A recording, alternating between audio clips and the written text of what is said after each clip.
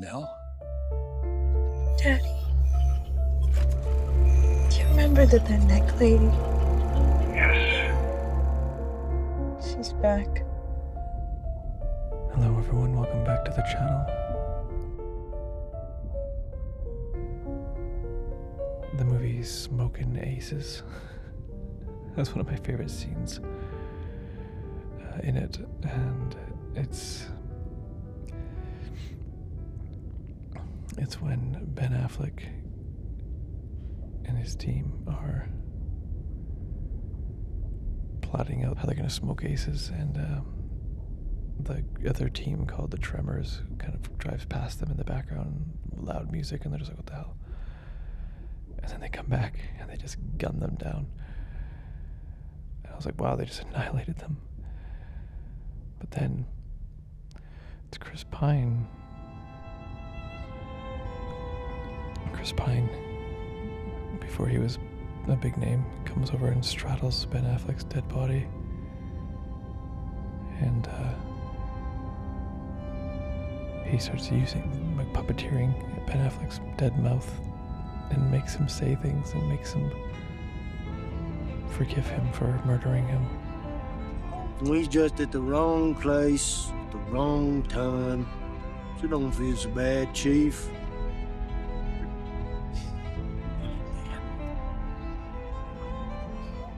All right then. You know, up here in heaven it's beautiful.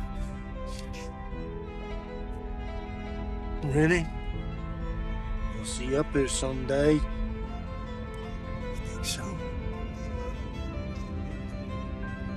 I know so. Hope to see you up here one day, friend. He's like, oh, you really mean that? I thought that was so twisted and so amazing. I love that they wrote that. Like, what a sick thought. But it's good fun horror. Like, this guy is messed up.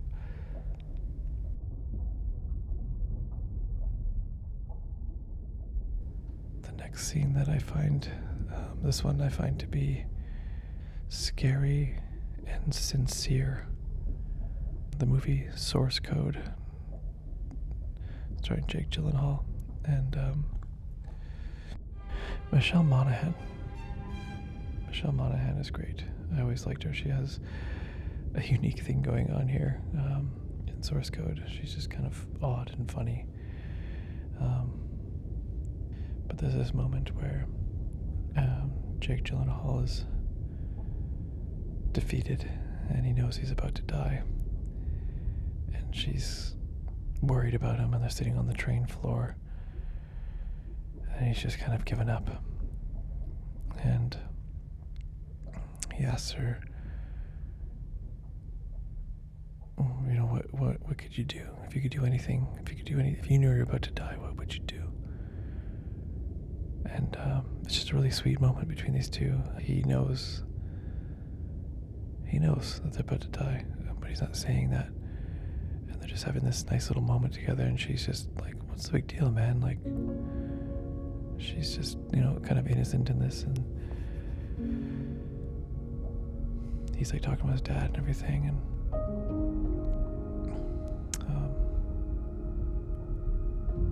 he asks her to tell him everything's gonna be okay. She's like, everything's gonna be okay.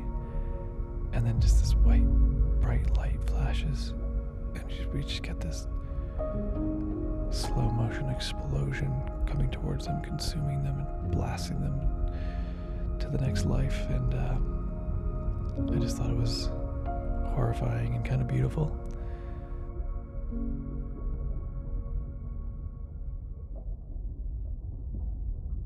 This will contain spoilers for Haunting of Hill House.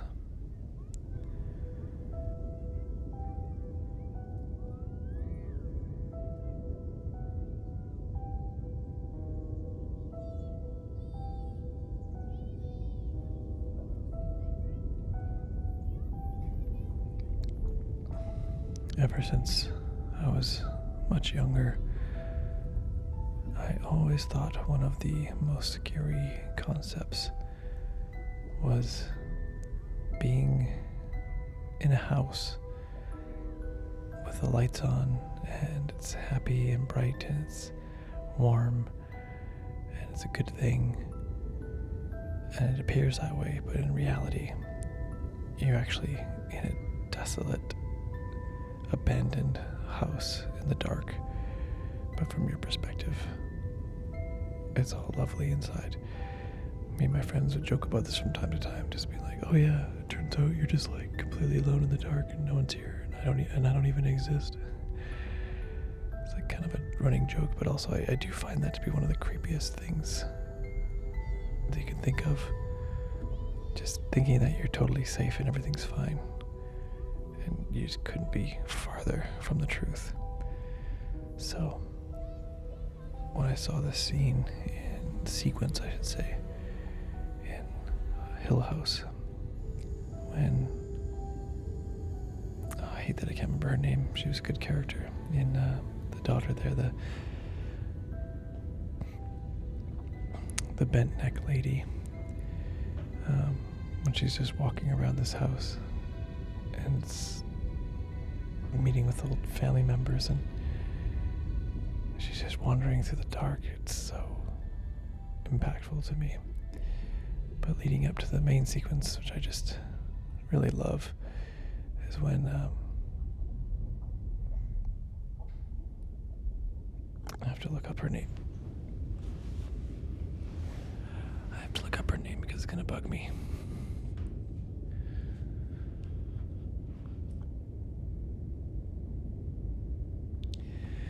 Right, Nell. Nell is her name, played by Victoria Pedretti. And I think she's just fantastic. Victoria Pedretti, she's great. I'm looking forward to seeing more from her.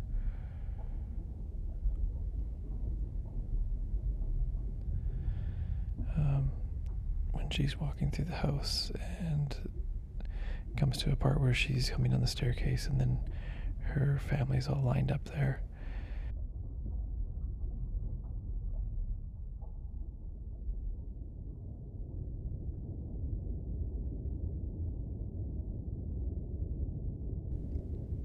I just love how the family members are telling her all these nice things, and like, you did it, you know, you helped us.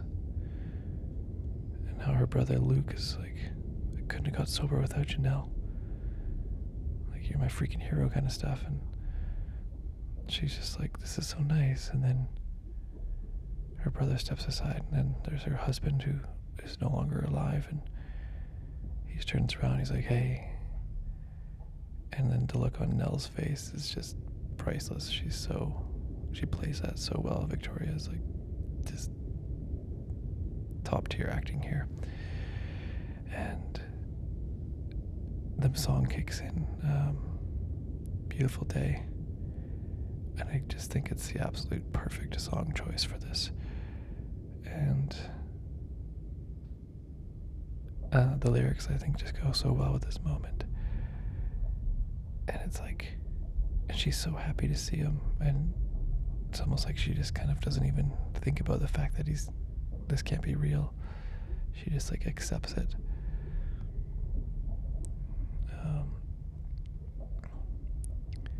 And they go dancing through the mansion together, and I find it truly horrifying to just be that convinced of your reality being something else, when really you're just alone in the dark. And I feel like it's almost got some roots of Alzheimer's. You know, how, I don't know if you've ever experienced that or been around someone, and I've experienced a bit of that, and it's quite horrifying as well. But anyway, I just think there's something very sweet about this scene, and it's, even though it's nightmare fuel. And I just think it's something about it. I don't know, I just love it when a scene is scary but also offers another emotion. It's one of my favorite things in scary movies is I don't always just want to be scared. Like, I want to be scared, but give me something else too. Yeah, so I applauded this scene, and it hit me a bit harder too because I've always thought about this kind of a situation.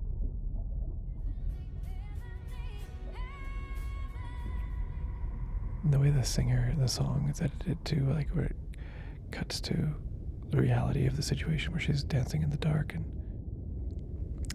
not to mention this whole twist here where she goes up to the railing and ends up falling and or getting pushed, or she thinks she's getting pushed. And oh yeah, the mother's like, "Here, put this beautiful necklace on. That looks so nice on you." And she's like actually putting the noose on herself. Oh, it's so creepy.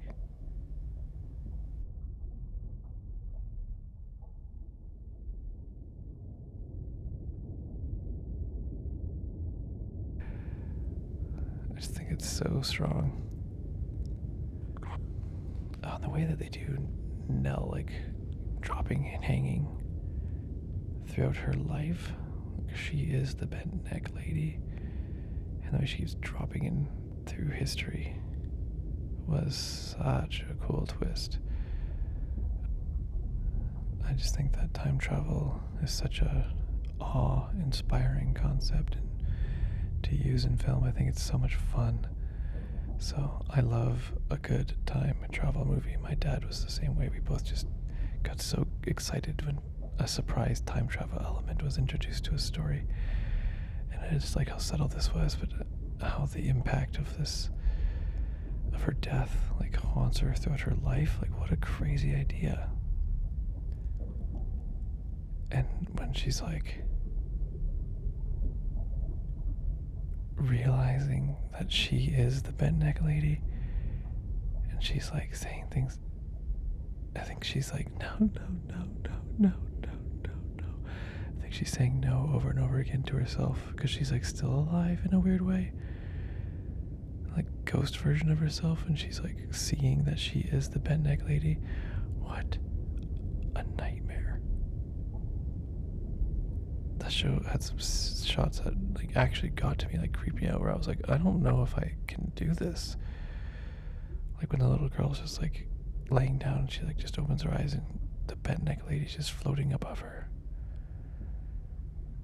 It was scary. I didn't want the camera to move over to reveal it. It really freaked me out.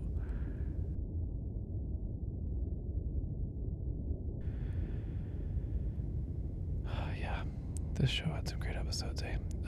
Okay, so anyway, that's one of my favorite scenes.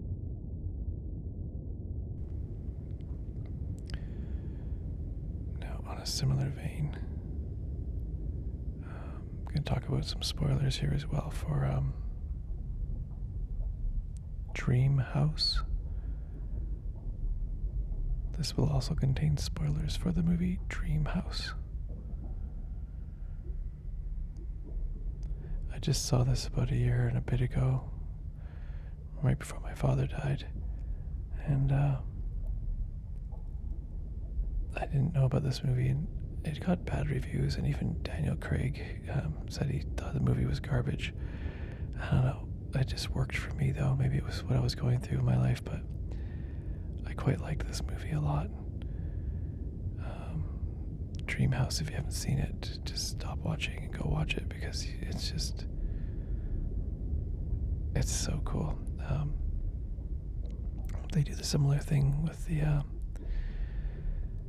you thinking that you're in a nice beautiful place, but it's actually not what you think. In fact, it's completely empty and horrifying, and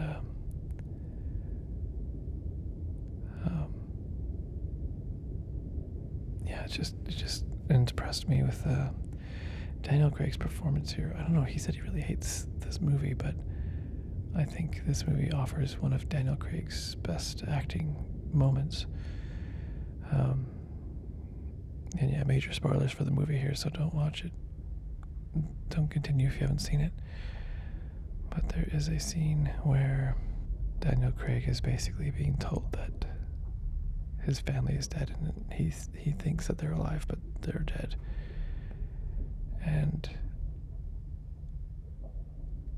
and that he's the one who killed them? That would.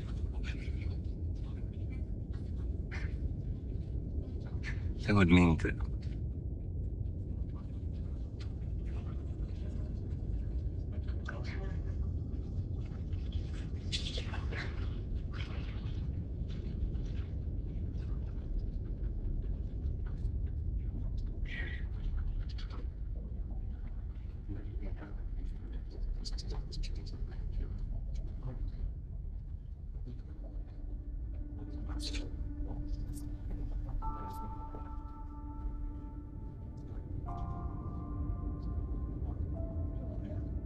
No.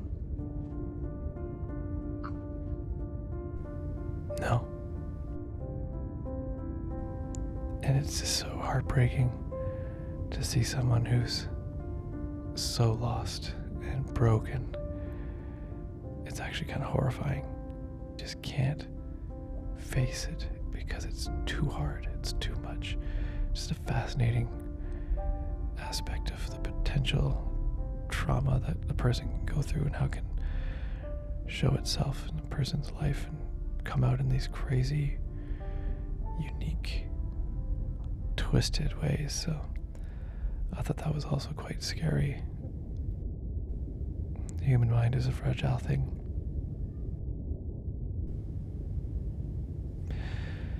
So I think that's it for now. You'll see me in the next one very soon.